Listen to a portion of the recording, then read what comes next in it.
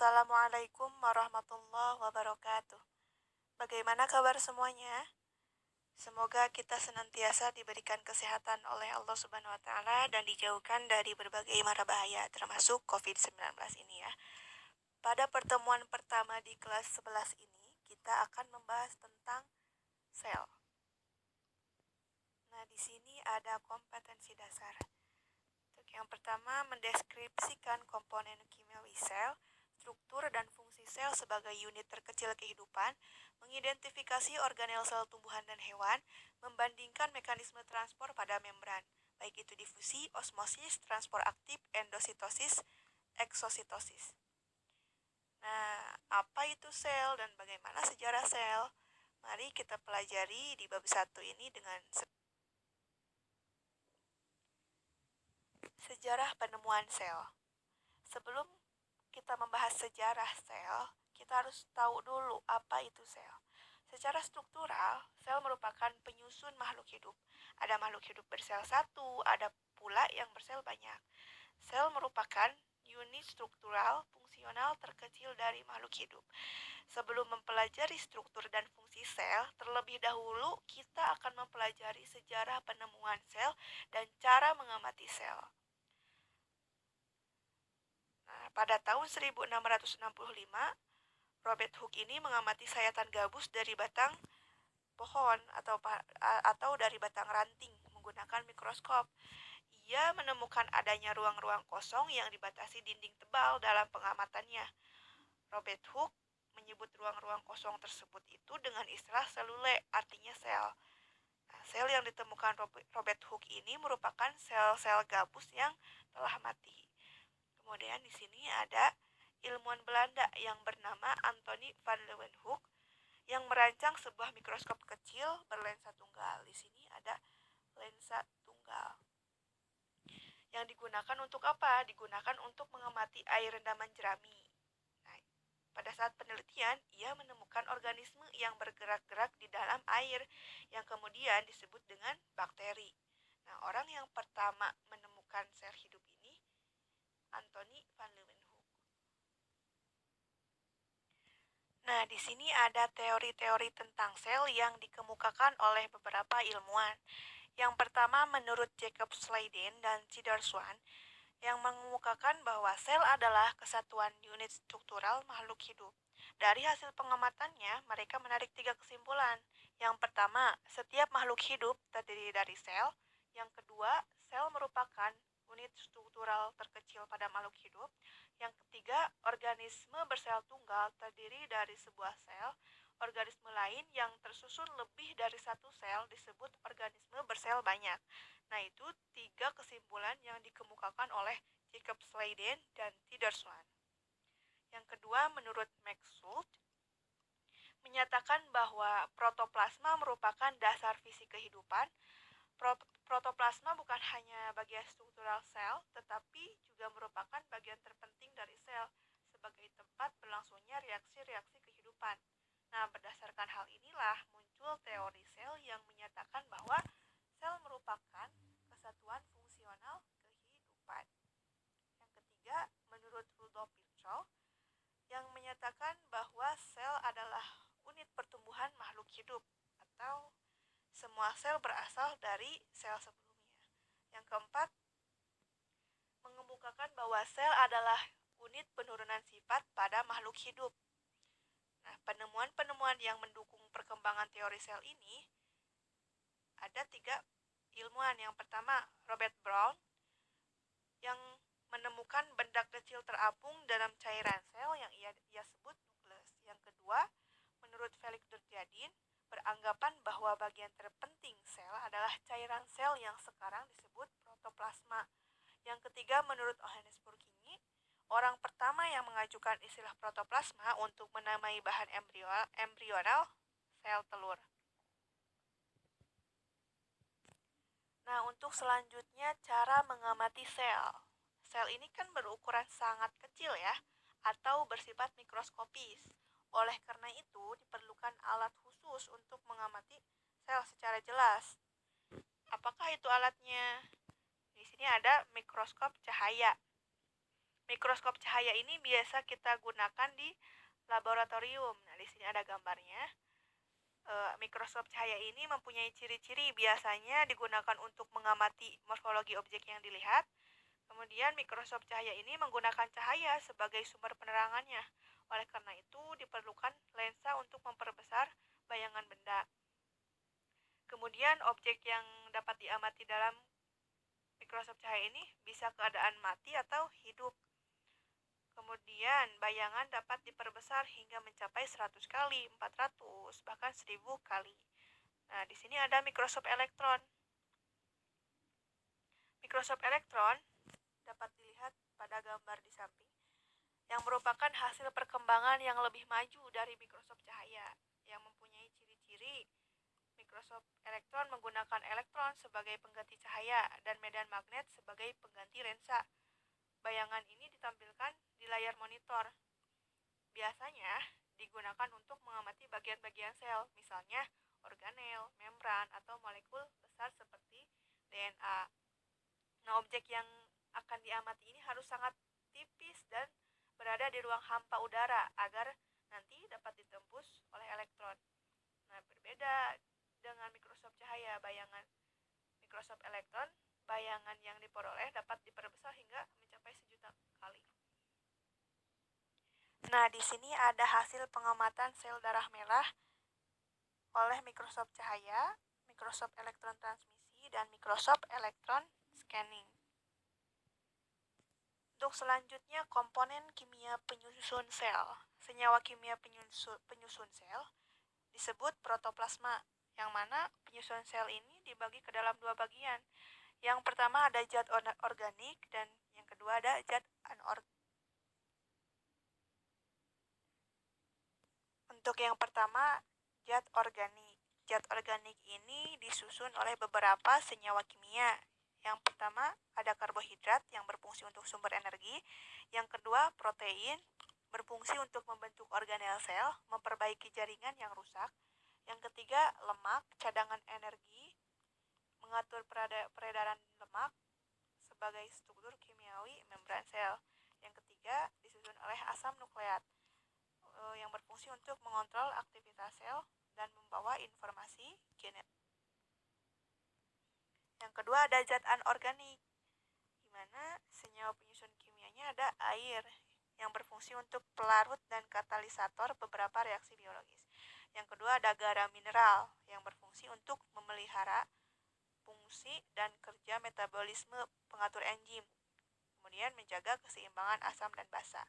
Yang ketiga ada gas-gas seperti nitrogen, amonia, oksigen, dan karbon dioksida. Nah, berdasarkan strukturnya, sel ini dibagi ke dalam dua bagian. Yang pertama ada eukariot, yang kedua ada prokariot. Nah, eukariot ini merupakan sel yang memiliki membran atau selaput yang melapisi inti sel. Contohnya terdapat pada sel hewan dan tumbuhan. Untuk prokariot merupakan sel yang tidak memiliki membran atau selaput yang melapisi inti sel. Nah, ini biasanya ditemukan pada bakteri Paramecium ganggang biru atau makhluk hidup yang uniseluler atau bersel tunggal. Nah, untuk selanjutnya ada 3 bagian utama sel.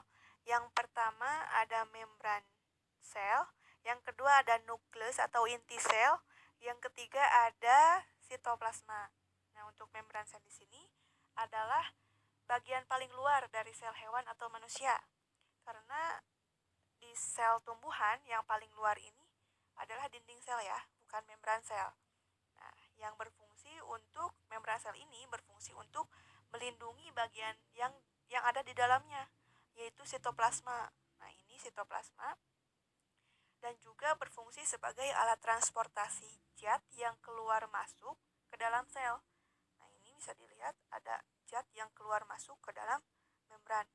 Nah, karena membran plasma ini bersifat semi-permeable atau selective permeable. Nah, nanti lebih jelas lagi kita akan bahas membran sel ini pada transport membran ya. Untuk Nah, bagian kedua adalah nukleus atau inti sel. Nukleus atau inti sel ini berfungsi sebagai pengatur kegiatan sel, seperti otak pada makhluk hidup.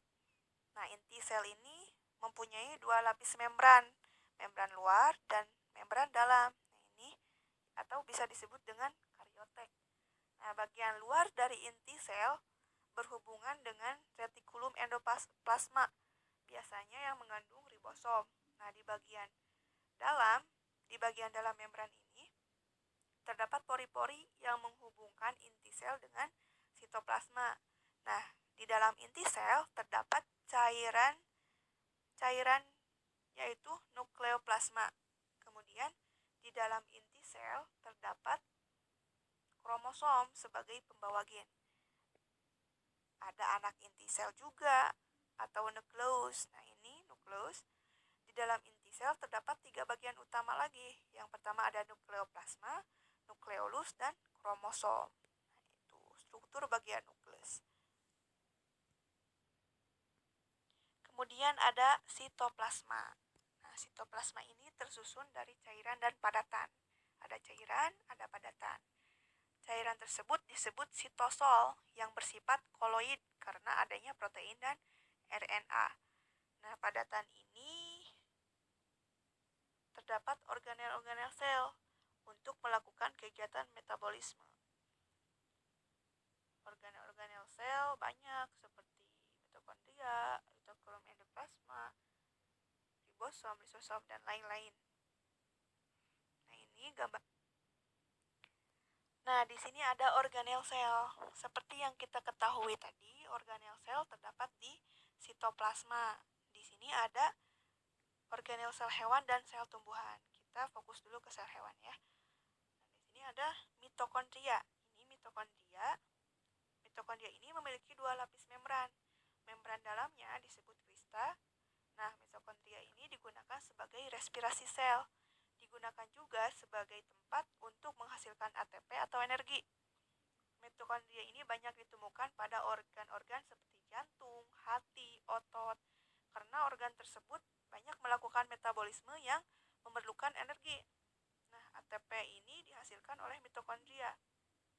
Nah, di dalam mitokondria juga memiliki materi genetik yaitu DNA. Nah, yang kedua ada retikulum endoplasma. Organel sel ini terdiri dari sistem membran.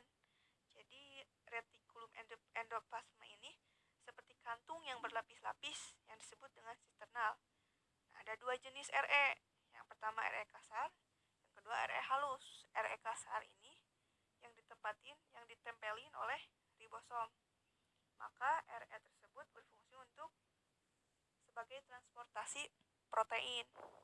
Karena ribosom itu tepat untuk menghasilkan protein ya. Nah, RE halus itu tidak ditempelin oleh ribosom, biasanya digunakan untuk membentuk lemak, membentuk metabolisme karbohidrat. Biasanya digunakan untuk membentuk lemak, metabolisme karbohidrat, atau detoksifikasi. Nah, RE ini bisa digunakan sebagai alat transportasi juga dari inti sel ke sitoplasma. Kemudian bisa memodifikasi protein untuk disalurkan ke badan Golgi. Nah, ngomong-ngomong soal badan Golgi, di sini ada badan Golgi. Seperti retikulum endoplasma ada kantungnya atau bisa disebut dengan diktiosom kalau di tumbuhan. Nah, fungsinya adalah sebagai organel ekskresi. Banyak juga ditemukan pada organ-organ ekskresi yaitu ginjal. Di badan Golgi ini terdapat enzim yang belum aktif. Jadi bentuknya seperti kantung pipih. Fungsi badan Golgi ini untuk membentuk lisosom. Aknosom juga bisa membentuk membran plasma. Nah, kemudian selanjutnya ada lisosom. Lisosom ini satu lapis membran. Satu lapis membran berupa kantong juga, tapi berisi enzim-enzim pencernaan seperti enzim lipase, propase. Enzim-enzim tersebut disebut dengan enzim hidrolitik. Sebenarnya enzim hidrolitik itu dibuat di retikulum endoplasma, kemudian diteruskan ke badan Golgi dan kemudian menjadi lisosom yang berfungsi sebagai endositosis dan eksositosis.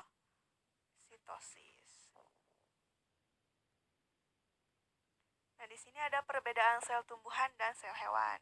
Kalau sel tumbuhan di sini mempunyai dinding sel, kalau sel hewan tidak mempunyai dinding sel. Tapi di sel hewan membran plasma tadi ya.